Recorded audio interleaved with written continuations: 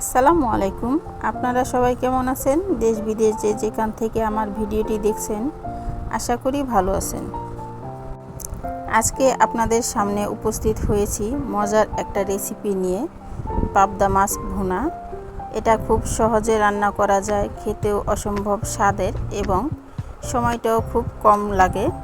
তো চলুন দেখে আসি যে এই রান্নাটা কিভাবে করলাম। তো এখানে আমি 4 পিস পাবদা মাছ নিয়েছি। মাছগুলোকে খুব ভালোভাবে কেটে ধুয়ে পরিষ্কার করে নিয়েছি। এখন এগুলোতে একটু লবণ এবং হলুদ দিয়ে মাখিয়ে নেব। সাথে সামান্য পরিমাণে একটু সয়াবিন তেল দিয়ে দিলাম, যাতে পাবদা মাছ ভাজার সময় মাছটা না ফুটে। মাছগুলোকে এখন একটু মশলা মাখিয়ে নিচ্ছি।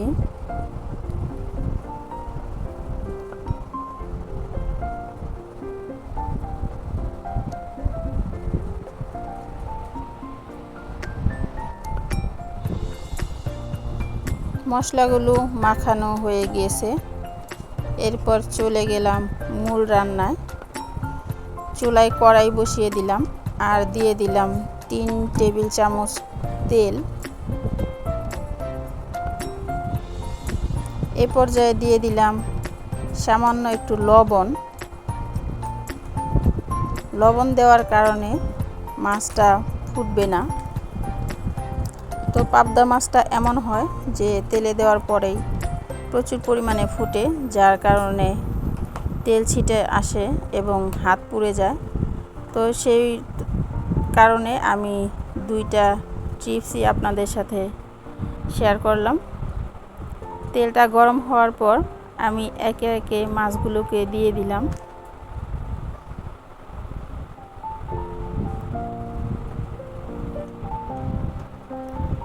এ পর্যায়ে একটু চেক করে নিলাম মাছগুলো ভাজা হয়েছে কিনা। তো মাছগুলো এখনও ভাজা হয়নি, আরও একটু সময় ভেজে নিতে হবে। মাছগুলো এক পিঠে ভাজা হয়ে গিয়েছে, আমি উল্টেও দিয়েছি। এখন অপর পিঠটাও ভাজা হয়ে গিয়েছে। মাছগুলোকে তুলে নেব।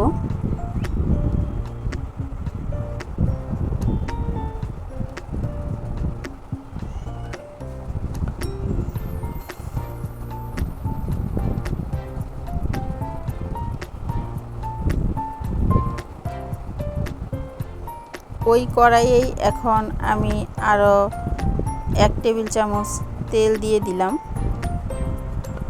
তেলটা গরম হয়ে গেলে দিয়ে দেব পেঁয়াজ বাটা। এখানে 3 চামচের মতো পেঁয়াজ আমি বেটে নিয়েছি। এই পেঁয়াজ বাটা দেওয়ার কারণে রান্নাটা খুব ঝটপট হবে, সময় কম লাগবে এবং গ্রেভিটাও খুব ঘন হবে, খেতেও ভালো লাগে।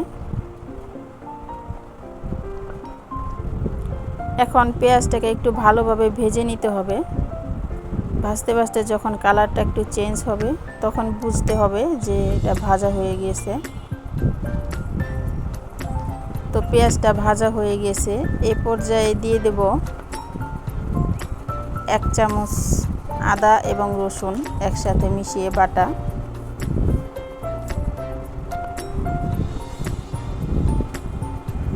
ভিডিওটি ভালো লাগলে অবশ্যই একটি লাইক দিয়ে যাবেন।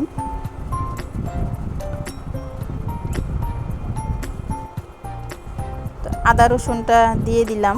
এটাকে একটু ভালো করে পেঁয়াজ এবং তেলের সাথে ভেজে নেব, যাতে আদা রসুনের কাঁচা গন্ধটা না থাকে।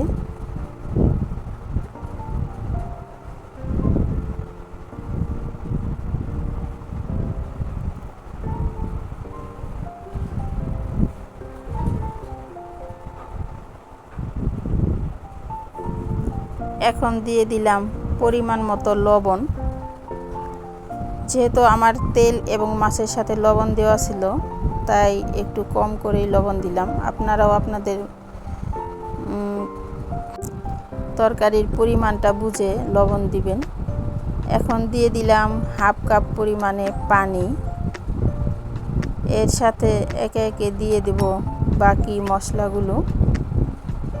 তো এখানে হাফ চামচ হলুদের গুঁড়া, হাফ চামচ মরিচের গুঁড়া, আর দিয়ে দিলাম কোয়ার্টার চামচ ধনে, রাঁধুনি, জিরা একসাথে গুঁড়া করা।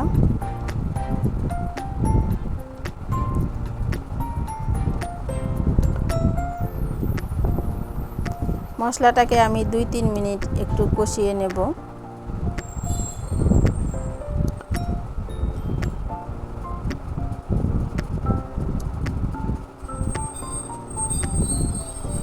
এই পর্যায়ে দিয়ে দিলাম চিড়ে নেওয়া 4টা কাঁচামরিচ।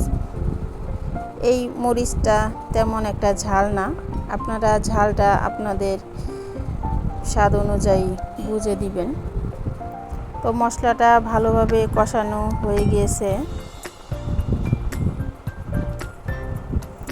এখন দিয়ে দিলাম ভাজা পাবদা মাছ।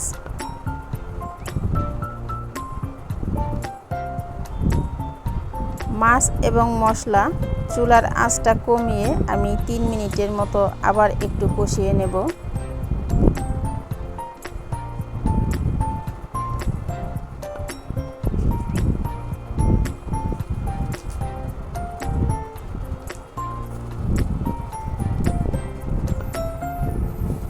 এ পর্যায়ে বারবার একটু নাড়াচাড়া করে দিতে হবে, তা না হলে আবার পুড়ে যাবে।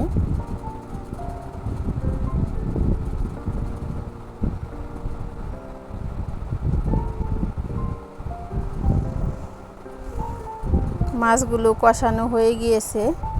1 কাপ পরিমাণে ঝোলের পানিটা দিয়ে দিলাম।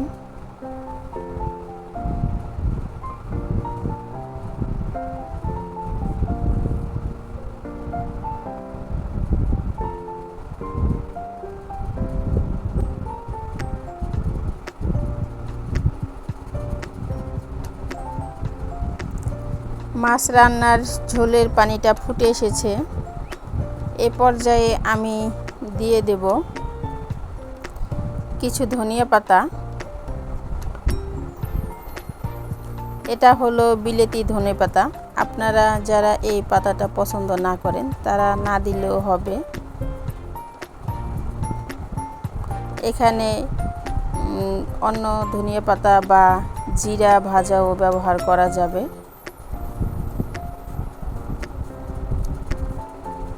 এখন আরও 5 মিনিটের মতো চুলার আঁচটা কমিয়ে ভালোভাবে ভুনা ভুনা করে নেব। তো 5 মিনিট পর ফিরে আসলাম। আমার তরকারিটা হয়ে গিয়েছে। মজাদার পাবদা মাছের ভুনা।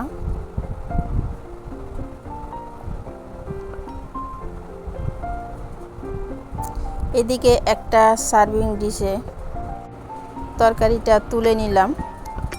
তো দেখুন তরকারিটা দেখতে খুবই সুন্দর লাগছে এবং খেতেও অসম্ভব স্বাদের ছিল। আপনারা অবশ্যই ট্রাই করবেন।